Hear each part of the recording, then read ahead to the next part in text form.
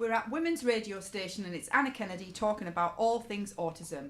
Today I have two guests with me who are part of my team at the charity. So we have Marla Thapper. Hello, Marla. Hello. And we have Tally Nothe. Hello, Tally. Hi, Anna. So we're talking today about autism and cultural issues. A few weeks ago, Tally and I went to a meeting of about 150 ladies, and there was one question that I asked. Does anyone in the audience have a child who has an autism diagnosis? No one put their hand up, which we were quite surprised. Then I asked the question, has anybody got a relative or a friend or anyone that's on the autism spectrum? Yet no one put their hand up. Again, I was quite surprised. So then I carried on with talking about autism, and then Tally spoke to the audience, and what I'm going to ask Tally to do today is talk a little bit about what your feelings were about the meeting that we had and a little bit about your story.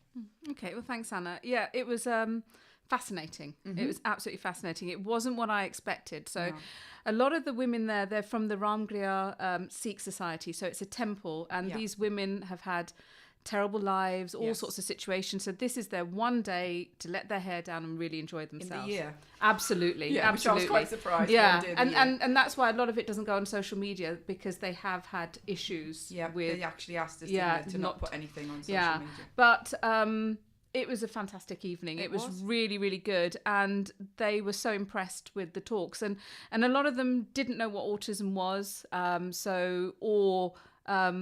They just wanted to learn more. But the interesting thing is exactly what you said. You said that in a room full of, say, 150, there should be at least two people who know somebody with autism or know somebody or have somebody in the family with autism, and nobody put their hands up. Mm-hmm. But after I finished my talk, I think I was approached by about 7 people. Yeah.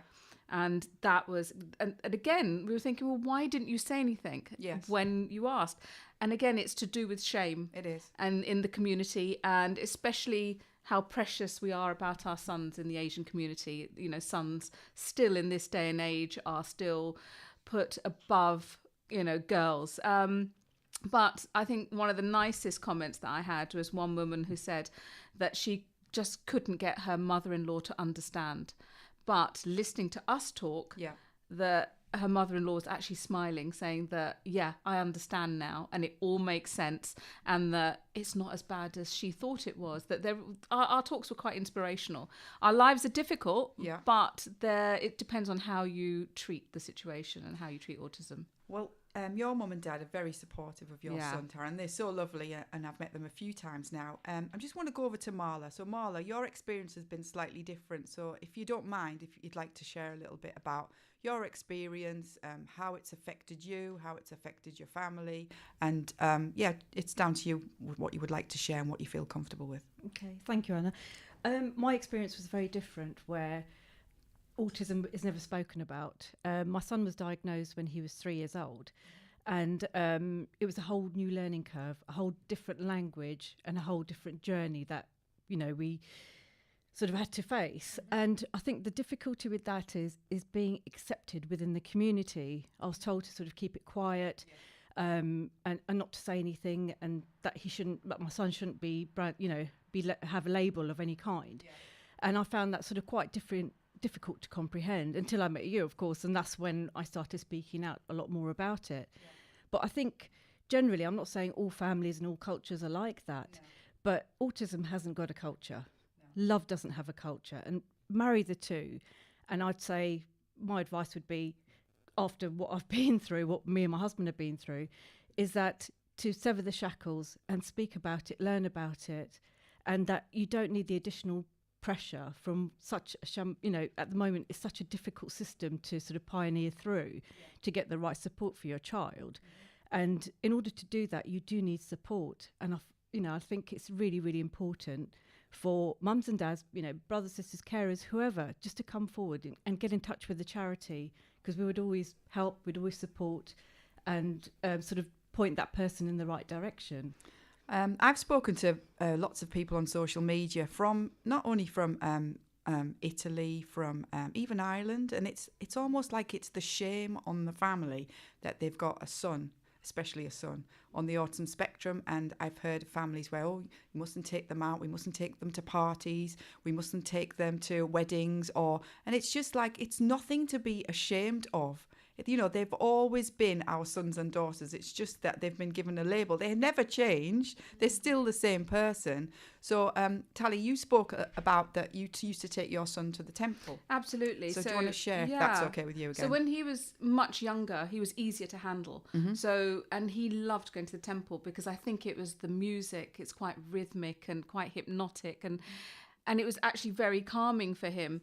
But as he grew older and the autism becomes a bit more profound, and he was starting to make noises and didn't want to sit down, and you'd get the people saying, well, can't you control your child? Why isn't he sitting down? Get him to sit down and listen. This is a holy place. He shouldn't be doing that. He needs to cover his head. And obviously with sensory issues, he didn't want to wear anything on his head. But again, it's like what these women said at the event is that these other people had no right to say that to me, but people seem to think they own the place. So what they have suggested now is that we have an autism-friendly day at the temple, not only to educate the community, but also to allow my son to come back. Which is really exciting. Oh, it's very exciting. So you wouldn't have expected that from us just giving one talk, that now we've opened a can of worms, if you like. Absolutely. And they're very excited about that. And I think for me to get my son back into the community, and that's what we were talking about, it's the community raises the child. And we've always said that if everybody in the community just accepted our children, the autism almost sort of, it's not, you don't notice it so much because they're relaxed, because our kids are hypersensitive to everybody around them. So if people are nervous around our kids amplify that. So they're not only nervous, they start to become aggressive. They just can't handle all the emotions. So we'll talk a little bit about that now. We're just going to take a quick break and then we'll be back. And this is Women's Radio Station, Anna Kennedy, talking about all things autism. They said I was too much, too intense, too loud, too independent, too sensitive, too political, too powerful, too cold. I'm just too much of a person. I've started a project and I'm looking to photograph people who identify as a woman or non-binary who have been accused of being too much of something. My idea is that something is really our power. And if we haven't done so already, how we reclaim that, enjoy that, and be whatever we want. We'd like to share your story of being called too much and your portrait in a social campaign and exhibition expected to launch in September 2018. To put your discussion and photograph session wherever you are in the world, go to Women's Radio Station and find our contact details there. WRS, Women's Radio Station, voice of women worldwide. Irritable bowel syndrome, or IBS, affects 10 to 20% of the UK population at any one time. That's over 12 million people. IBS is a complex, life-changing, long-term condition. Symptoms will vary from person to person and include abdominal pain, diarrhoea, constipation or both, bloating and swelling, excessive wind, and the need to rush to the toilet. IBS can often lead to feelings of isolation and severely impact people's working and personal lives. Suffering alone with IBS can be devastating. Our charity, the IBS Network, helps people every day. We receive no NHS or government funding. By donating just £2 per month, you will be part of the IBS Network community of support. You'll be able to contact an IBS medical expert, and you will help others like you to live well with IBS. To find out more, please visit theibsnetwork.org or call us on 0114 272 3253. Welcome to Women's Radio Station, the voice of women worldwide. So I do glitter for a living. Coming up next on Women's Radio Station. WRS, Women's Radio Station. Hey, this is Jessie and I'm a life architect. So what has made you say F it in rage or F it in joy this week? I love listening to Women's Radio whilst driving in my car. My sport and me. Listen online, on your smartphone and on your computer. If you wanted to find out a little bit more, do go to our website, womensradiostation.com. Let me tell you about Jermyn Street Theatre. We are the smallest theatre in the West End, only 70 seats. We are a registered charity and not grant-aided, run by a small team of volunteers and trustees. Jermyn Street Theatre is a hidden gem. It combines the comfort and convenience of the West End with the intimacy of a studio. Every seat has a perfect view of the stage, and even a whisper is audible. Every seat is a premium seat. This is a secret theatre in the heart of the West End, once found, never forgotten. This is where careers ignite, where playwrights take risks, where great actors perform just feet away from the audience. This is where magic happens. We would love you to join our mailing list or become a sponsor or just buy a ticket to one of our shows. The website is www.jermynstreettheatre.co.uk. Hello, we're back at Women's Radio Station and it's Anna Kennedy talking all things autism. So Marla, when I first met you, you contacted me because I was doing a piece on London Tonight and I was talking about our anti-bullying campaign, which is called Give Us a Break. And then I remember I received a call from you and you were talking about difficulties you were having with your son, but also you were being bullied yourself. Do you want to talk a little bit about that and how you turned it around? Certainly, yeah. My son was getting bullied at that time, and I hit a brick wall almost. I was at the end of my tether, and that's when I saw you on London Tonight. And I myself was getting bullied. I was told to keep his diagnosis quiet. I was told, it was almost like I was being sort of manipulated and bullied at the same time. And was that by family or by people in the community? Or? People within the community, okay. Yeah, certainly. And just to sort of keep it quiet and not to have that label, and I would lose friendships over it if I sort of became vocal about his diagnosis. Mm-hmm. It was absolutely... and I felt lost and confused because I was trying to learn about autism, but also trying to please people within the community as well. And look after your sons at the same time. Exactly. And it was just so difficult. And that what was actually the key prompt to contacting you. Mm-hmm. And when I met you and you spoke so passionately about your sons, and I thought, well, why not? And that sort of gave me a voice and that empowered me. And I actually spoke about it. I started speaking about it. It was very public knowledge that my son had autism after that. And it was quite refreshing because then all those people that wanted to put me in a box almost and sort of tell me to keep quiet, they sort of dispersed and disappeared. But then along came a whole new set of friends through the charity. Yeah. And it's just grown since then. And I've now met like-minded people who are on the same path as myself. Mm-hmm. And it's changed me. I won't tolerate bullying. I've seen a big change in you. You were very quiet when we first met you, and now you've found your mojo, and it's just like, yeah, come on, Marla, give them what for. Definitely. And I would say to people that are listening is pick up the phone, contact the charity, and don't be hindered, don't be suppressed by those feelings, and sort of allow yourself to be put into what people want you to be. You should be yourself and embrace autism, learn about it, and reach out. So reach out, pick up the phone, contact one of us, because we'd always be able to help you, support you, and don't let people put you in the box that suits them, and to be yourself and to contact us, because there's people out there that are in the same boat as you that will help you along your way. So to contact us, if you are looking for some support, if you can just tap into www.annakennedyonline.com, or you can ring the office and leave a message, which is 01895 540 187. So Tally, obviously you're going through a bit of a difficult time at the moment, but it's affecting your daughter. Do you want to talk about how it affects siblings as having a brother or a sister on the autism spectrum? Absolutely. And so I've got two children. My son is 15, so very hormonal. And what's his diagnosis? He has autism and Fragile X, which is a chromosomal genetic condition. Yeah. And then my daughter, who is just hit her teens, she's 13. Yeah. Bless her. So she's very hormonal as well. But obviously with my son, whose autism is sort of moderate to severe, so we have a lot of issues with him. And one of the biggest problems is his aggression and violence. And it's not his fault, but sometimes he will just explode, literally demolish the house. But I'm always his target. And for my daughter, who's 13, to see her mum being beaten up sort of almost on a daily basis, well, it affects her really. So it's affecting her sort of academically, socially. She can't have friends home. But she seems to be dealing with it really well. She seems to be absolutely fantastic. But we've had issues where she now just goes and sits in her room. Yeah. She almost knows when her brother is going to have a meltdown. So, and I think don't neglect the siblings, and I think that's the key. And I've learnt. So we make sure that I have time out with just my daughter. Yeah. So we will go out and do things just the two of us, and she absolutely loves that. Yeah.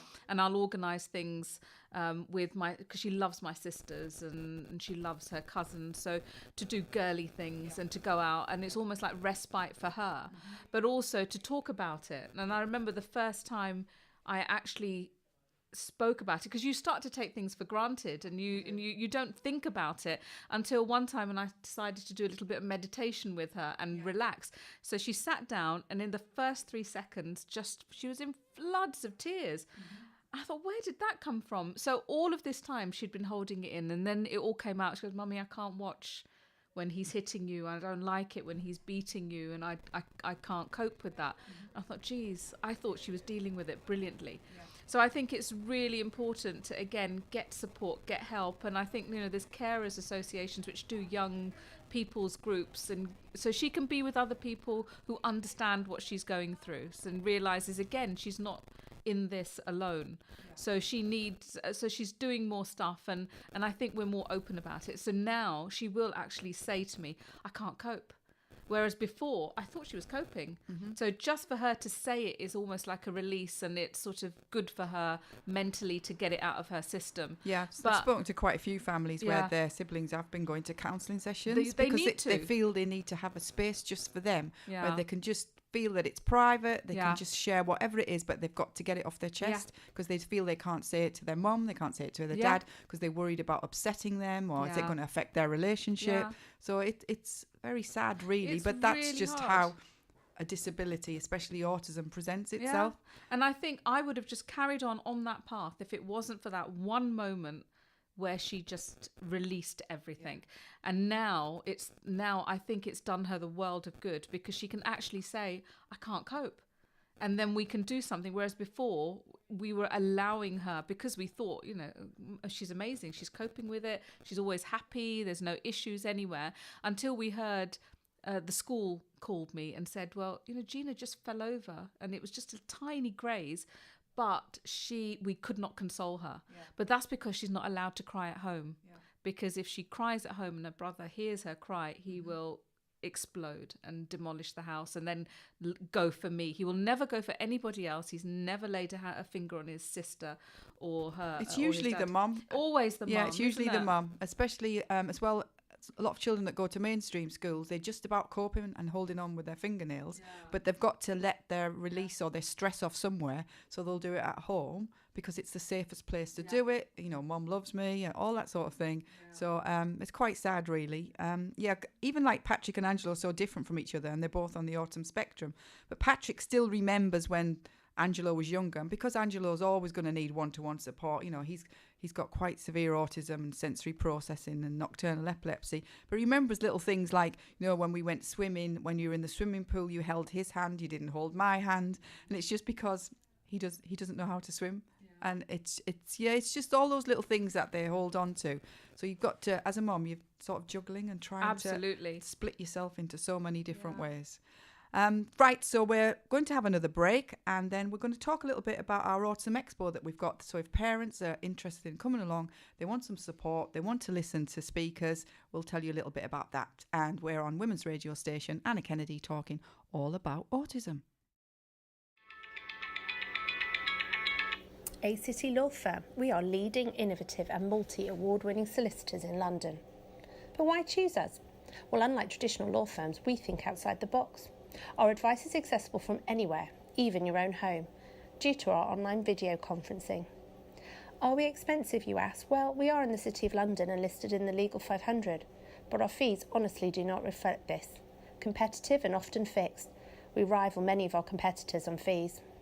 We're company commercial lawyers that help startups scale up. Those of you seeking funding for your business, we get you ready for investment. As personal lawyers, we offer family legal support from divorce to child custody, all the way from surrogacy to employment and wills. A City Law Firm. Our people set us apart. Contact us on 0207 426 0382, www.acitylawfirm.com. We're waiting for your call.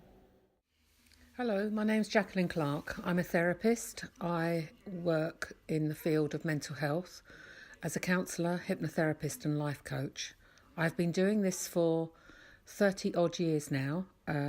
Part of that has been that I've been a teacher of counselling in a local college near myself. I work in schools. I work with adults and young people, couples and small groups, helping people to get where they want to get in their life, managing situations like bereavement, anxiety, fears, phobias, work situations, any situation that you can possibly imagine.